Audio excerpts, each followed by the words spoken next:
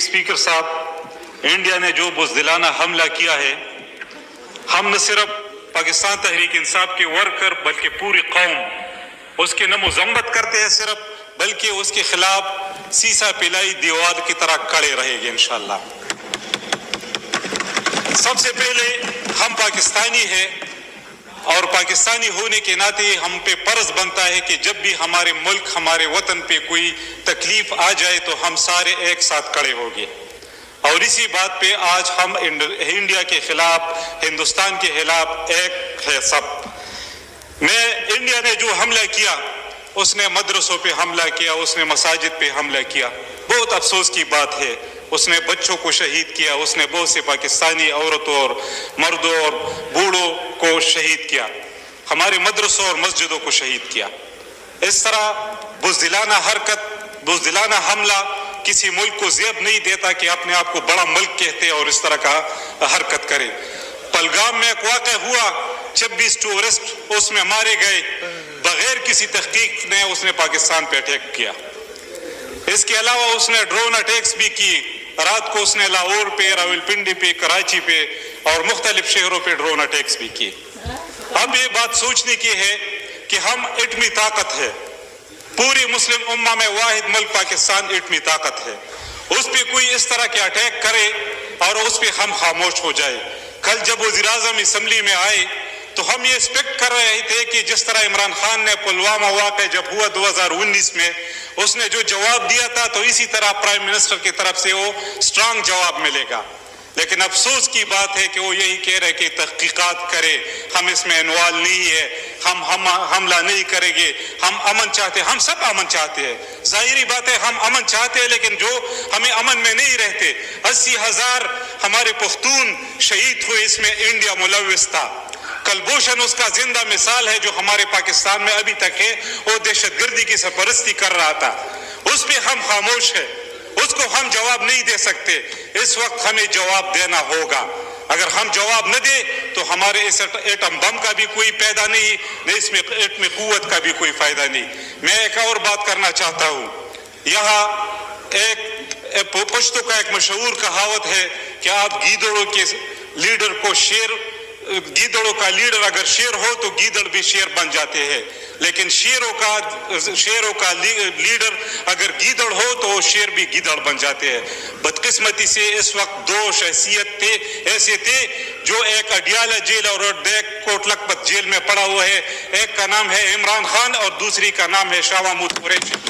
अगर वो आज बाहर होते और वो इस कुर्सी पे बैठते तो पता चल जाता मोदी को किस तरह जवाब देना होता है, पता चल जाता कि हिंदू को कि किस तरह पाकिस्तान की तरफ से स्ट्रांग जवाब आ जाता है।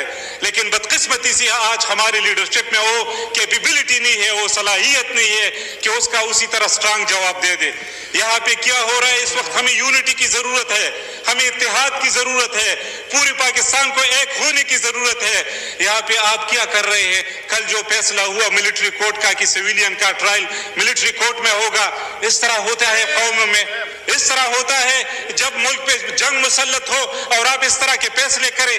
वो लीडर जिसने 2/3 मेजॉरिटी से इलेक्शन जीता था, जो हकीकी वजीर आजम है, उसको आपने जेल में डाला है, और वो लोग जिसने 17 सीटें जीती है वो आज हमारी लीडरशिप कर रही है। तो किस तरह ये मुल्क यूनाइटेड होगा? मुल्क तब यूनाइटेड होगा जब हम हमारे मुल्क के साथ, हमारे सबसे पॉपुलर लीडर के साथ, हमारे अवाम के साथ जो बेइंसाफियां हो रही है वो बेइंसाफियां खत्म हो। जब हम एक हो जाए, इमरान खान बाहर आ जाए, शाह महमूद कुरैशी बाहर आ जाए, हमारी लीडरशिप, हमारे वर्कर बाहर आ जाए और हम एक होके इमरान खान के एक ट्वीट पे पूरी दुनिया में एक ट्वीट चलता है और इसके बयान को कोई चलाया भी नहीं जाता। और इस बात पे भी थोड़ा सोचना चाहिए। कल मैं सुन रहा था CNN को हमारा डिफेंस मिनिस्टर इंटरव्यू दे रहा था, तो इस तरह के इंटरव्यू तो मैंने जब सुना तो मैं हैरान हुआ कि एक एंकर उससे पूछते हैं कि आप कह रहे हैं कि पाकिस्तान ने 5 जहाज गिराए हैं, इसका कोई प्रूफ, कोई सबूत है? तो ये कहता है सोशल मीडिया। افسوس کی بات ہے، اس طرح کا جواب اس کو دینا چاہیے تھا. اگر یہ شاہ محمود قریشی اس کی جگہ یہ انٹرویو دے دیتے تو آپ کو پتہ چل جاتا کہ انٹرویو کس طرح ہوتا ہے، لوگ کس طرح جواب دیتے ہیں. میں یہ مطالبہ کرتا ہوں کہ ہم انڈیا کے خلاف ایک ہے، اس میں کوئی شک نہیں ہے، ہم سب کے لیے سب سے پہلے پاکستان ہے، لیکن یہ میں مطالبہ کرتا ہوں سب سے مقبول لیڈر قیدی نمبر 804 کو رہا کیا جائے اور ہم سب ایک ہو کے اس انڈیا کو، اس مودی کو، اس ہندو کو بھرپور جواب دیں گے انشاءاللہ. Thank you. شکریہ. رانا مبشر علی صاحب. عمران خان کو جیل سے باہر نہیں آئیں گے، قوم آپ کے ساتھ نہیں کھڑی.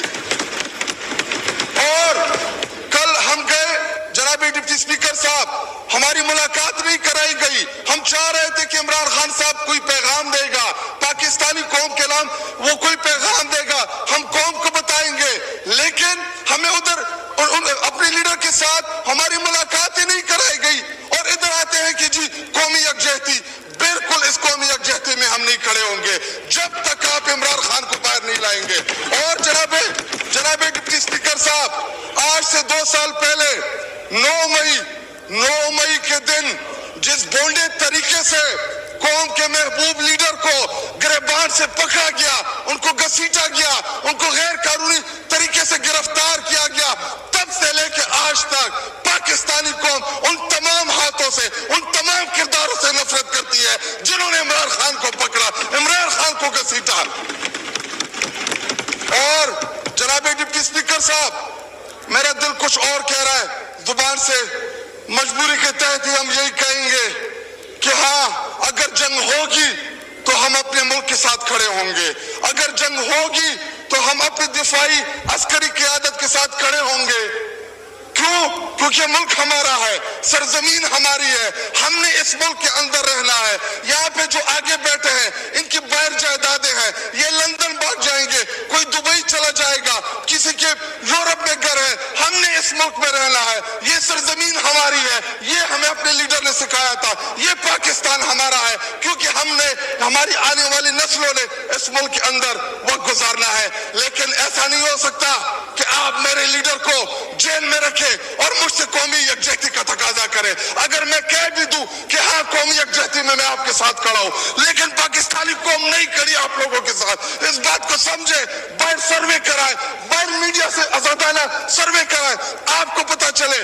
اگر ملک واقعی مشکل حالات میں ہے تو عمران خان کو لے آئے باہر، کیا فرق پڑے گا اس سے؟ کیوں آپ قومی لیڈر کو ضرورت کیا ہے؟ کس لیے رکھا ہوا ہے جیل میں؟ پورے پاکستانی قوم جانتی ہے، آپ بھی جانتے ہیں کہ عمران خان نہ ملزم ہے نہ مجرم ہے، بلکہ تمام کے تمام سیاسی مقدمات ہیں ان کے اوپر. لائیں ان کو ادھر کھڑا کرے، وہ جب کہے گا کہ وی ول فائٹ، پورے پاکستانی قوم فائٹ کرے گا، بارڈر کی طرف جائے گا، اپنی فوج کے شانہ بشانہ کھڑا رہے گا. اور آپ کو ضرورت ہے، پاکستان کو ضرورت ہے. اور ادھر وزیر اعظم نے جب تقریر کی، مودی انٹرنیشنل دہشت گرد ہے. میں علل اعلان کہتا ہوں کہ جو ہمارے بچوں کو شہید کر رہا ہے وہ انٹرنیشنل دہشت گرد ہے. لیکن ان کے ذاتی تعلقات ہیں، کاروباری تعلقات ہیں، مودی کا نام نہیں لے سکتے. اور نواز شریف جس کو یہ اپنا قائد سمجھتے ہیں، انڈیا کے خلاف جنگی حالات میں ایک طرف ہماری عسکری قیادت جو شاپروں کی طرح ان کے ڈول گرا رہی ہے، اور ان کا قائد، ان کا پتہ نہیں کون سا قائد، وہ انڈیا کے ان معاملات کے اوپر ایک سٹیٹمنٹ نہیں آئی. جناب ڈپٹی اسپیکر صاحب، مجھے ٹیپو سلطان کہ وہ ایک قول یاد آ رہا ہے کہ اگر ایک لشکر جس کا سردار شیر ہو اور اس کے ساتھ لشکر میں گیدڑ ہو تو وہ شیروں کی طرح لڑتے ہیں. اگر شیروں کا لشکر اس کا سردار گیدڑ ہو تو وہ نہیں لڑ سکتے، وہ جنگیں ہار لیتے ہیں. اس وقت بارڈر پہ کھڑا وہ فوجی جو ہم سے توقع رکھتا ہے کہ ہمارا لیڈر جو قومی لیڈر ہوتا ہے یا جو وزیر اعظم ہوتا ہے وہ آئینہ ہوتا ہے، وہ فیس ہوتا ہے، اس کی توقع ہے کہ ہماری سیاسی قیادت وہ دلیری کے ساتھ مقابلہ کرے گی. جی وائنڈ اپ کریں، جمعے کا ٹائم ہے. آخری 2 منٹ دے. جی لیکن جب آپ کا وزیر اعظم، جب آپ کا لیڈر وہ مودی کا نام نہ لے سکے، اس کو آپ کیا پیغام دے رہے بارڈر پہ لڑنے والے اس جوان کو؟ آئیں میں آپ کو آسان حل بتاتا ہوں۔ جناب ڈپٹی اسپیکر صاحب، 9 مئی کے بعد، آج سے 2 سال پہلے جب 9 مئی ہوا، آپ نے ہمارے کارکنان کو گھسیٹا، ہمارے خواتین کو روڈ کے اوپر گھسیٹا، آپ نے چادر اور چاردیواریوں کی پامالیاں کی، ہمارے پولیٹیکل پارٹی کو آپ نے دیوال میں چن دیا۔ یہ تمام چیزیں ہم بھولنے کے لیے تیار ہیں، لیکن شرط ایک یہ ہے کہ عمران خان کو باہر لائیں، ادھر پیٹ گراؤنڈ میں جلسہ رکھے۔ اگر 50-60 لاکھ سے کم لوگ ہوئے تو میرا نام شاید نہیں ہوگا۔ شکریہ۔